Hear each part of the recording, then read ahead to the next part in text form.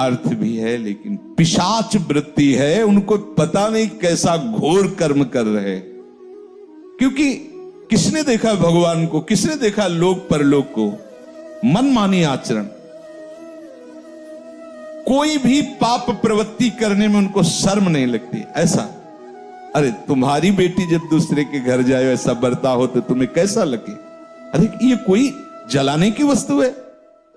इस तरह से कोई प्रताड़ित करता है किसी को? राक्षस के सिवा और कौन कर सकता है?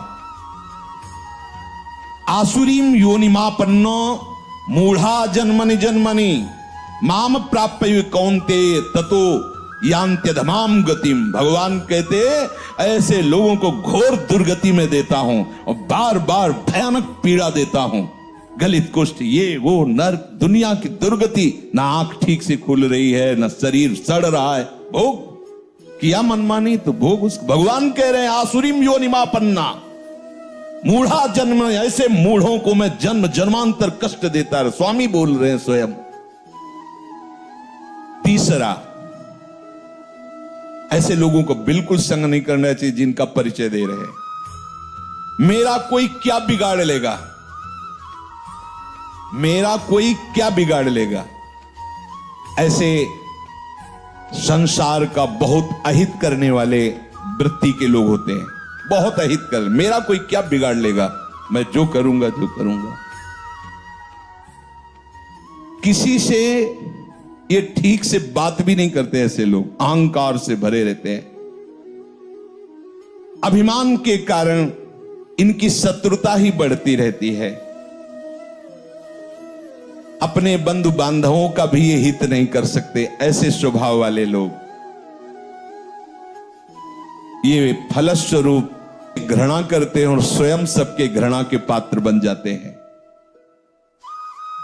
ये केवल अपने अभिमान की पुष्टता के लिए ही कर्म करते, जो करने की भावना भी बनती है। तो ऐसे लोगों से दूर रहना चाहिए।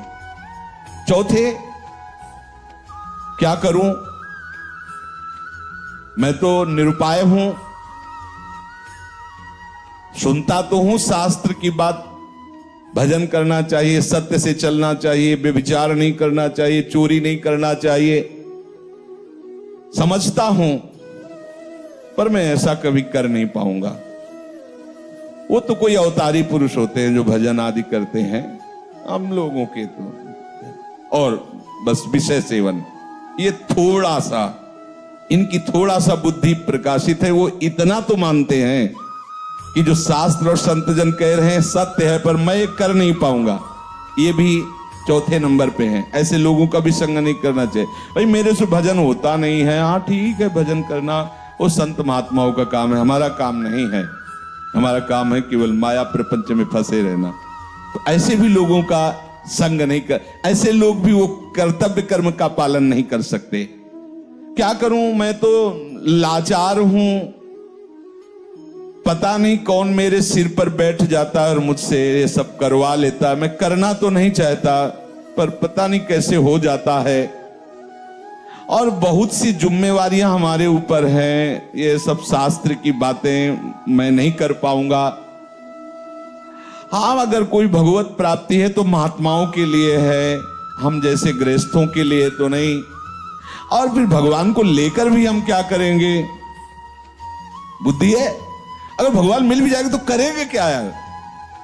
न पत्नी है, न पुत्र है, केवल भगवान है, तो क्या करेंगे हम? बुद्धि है, उतना ही विकास है। अब हमें तो केवल अपना जीवन यापन करना, अपने परिवार का पालन पोषण करना। ये शास्त्र की बातें और भगवत प्राप्ति और भजन, ये सब हमसे नहीं हो पाएगा।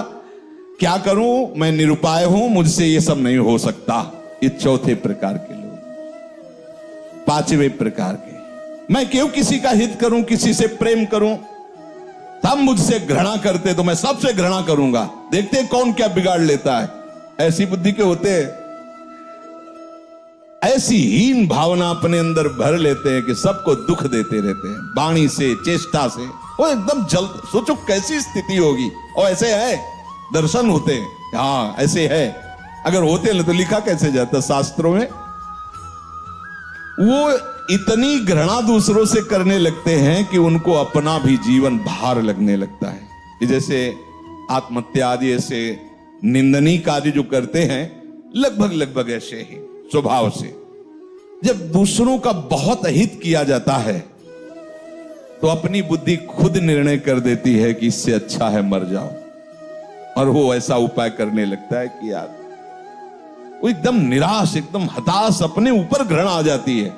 ऐसे लोग कुछ मिनट में आपके सारे सत्संग पर पानी फेर सकते हैं, ध्यान रखना। इसीलिए भगवान राम के वचन है, बर भल बास नरक करताता दुष्ट संग जनि देव। भले नरक का बास मिल जाए लेकिन ऐसे दुष्टों का संग ना मिले। छठवां, क्या करूं, मैं तो बस दुख भोगने के लिए पैदा हुआ हूं, सब सुखी हैं, मेरे ही हिस्से में पूरा दुख दिया। नहीं बजता भगवान को, चलूंगा विरोध में चलूंगा, और कितना दुख देंगे। वो और उत्साहित होकर पाप कर्म करता। बुद्धि देखो कैसे प्रेरित करती है। बड़ा चिड़चिड़ा स्वभाव, नाक में गुस्सा, कोई बोल दे तो पीटने का भाव, एकदम ऐसे मिलते हैं। मैंने देखा संसार में कोई हमारा नहीं, सब हमें दुख देने के लिए तैयार। तो मैं किसी को सुख क्यों दूं, बख्शूंगा नहीं। अगर कोई छेड़ेगा तो समझ लो एकदम उदासी, निराशा, क्रोध, उद्विग्नता, मस्तिष्क विकृति, उन्माद, ये इसके मित्र होते हैं ऐसे लोगों के। सातवां,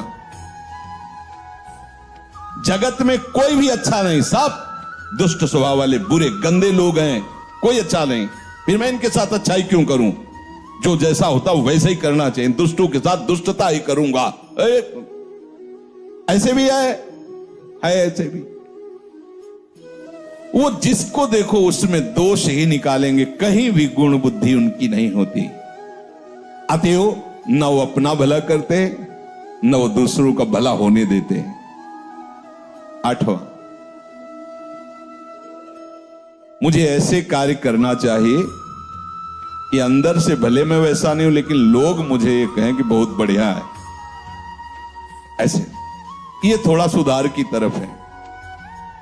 इतनी तो बात समझ में आ गई कि मुझे ऐसे कार्य करना चाहिए कि लोग कहें कि ये बढ़िया है। और घोर राक्षसी से तो थोड़ा मनुष्यता में आने, भले असलियत नहीं है पर कम से कम यश प्राप्ति के लिए प्रगट में ऐसा हिंसात्मक कार्य, दूसरों को भयानक दुख देने वाला कार्य नहीं करेंगे। ये 8वें सूत्र में कहा कि लोग मुझे अच्छा समझें, भले मेरे में अच्छाई नहीं पर मुझे ऐसे दिखावा करना।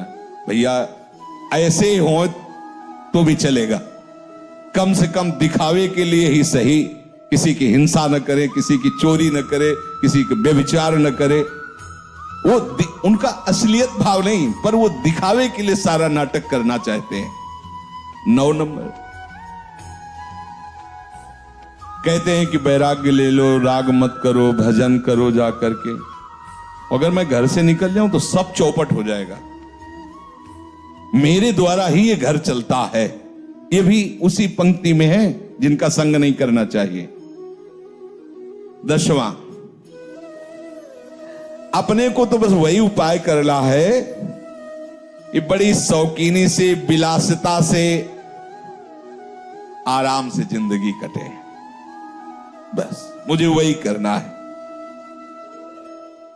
तो ऐसे लोगों का संग अपने कर्तव्य का पालन करने वाले उपासक को कभी नहीं करना चाहिए, क्योंकि इनके संग से तुम्हारी दबी हुई जो कुमति है, कोई ऐसा न समझे कि मेरे अंदर कुमति नहीं, कुमति सुमति सबके उर राहें। बस जहां अवसर मिला सत्संग का तो सुमति बढ़ी और कुमति को दबा करके धीरे धीरे उसको नष्ट कर देती है। वो महात्मा बन जाता है। जहां सुमति तहां संपत्ति नाना, और जहां कुमति तहां विपत्ति निदान। और जहां कुसंग मिला, सुमति को दबा करके कुमति इतनी बढ़ जाती है कि इस गली में आने के लिए राजी नहीं करेगी। क्या सत्संग, कुछ नहीं, कुमति बढ़ जाती है। इसलिए भगवान आदेश कर रहे, कर्मणि वाधिकारस्ते मा फलेषु कदाचित्। सच्ची मानो यदि तुम फल की इच्छा नहीं करोगे तो ऐसा फल मिलेगा कि निहाल हो जाओगे। अगर फल की इच्छा करके करोगे तो तुम क्या मांग सकते हो? अगर किसी बादशाह के पास गांव के एक गरीब आदमी को भेजा जाए, आप लोगों ने गांव की जिंदगी शायद ना देखी हो, हमने देखी। मिट्टी का घरौंदा, ऊपर से कुस का छप्पर, मेहनत करके आ रहे, 4 रोटी प्याज ऐसे हाथ में लेके खा रहे, एक फटी सी रजाई, पूरा परिवार उसी में। वो दिखा है, वो भी रोटी वो मेहनत करके ला रहे हैं ऐसे। अब उस आदमी को एक बादशाह के सामने पेश किया जाए, जो चाहो मांग लो, वो क्या मांगेगा? बहुत ये कहेगा कि हमारा घर पक्का बन जाए, और हिम्मत करेगा डरते हुए तो साल भर के लिए भोजन व्यवस्था कर दी जाए। वो क्या मांगेगा? अगर बादशाह के ऊपर छोड़ दे हुजूर आप जो चाहें, तो वो अपनी लेवल से सोचेगा। वो जब सोच के देगा तो तुम्हें जो मांगना भी नहीं आता था वो अपने आप सब प्राप्त हो जाएगा। ऐसे ही चतुर सुजान भक्तों से जब भगवान ने कहा है कि वरम ब्रूहि, वरदान मांगो, भाई होता क्या है प्रभु वरदान? कई ऐसे चतुर सुजान भक्त हुए हैं जिन्होंने भगवान को फंसा लिया। जो इच्छा हो, तो प्रभु मांगना ही नहीं आता, मतलब मांगे तो क्या, हमें कुछ समझ में ले, आपको जो चाहिए आप दे दीजिए।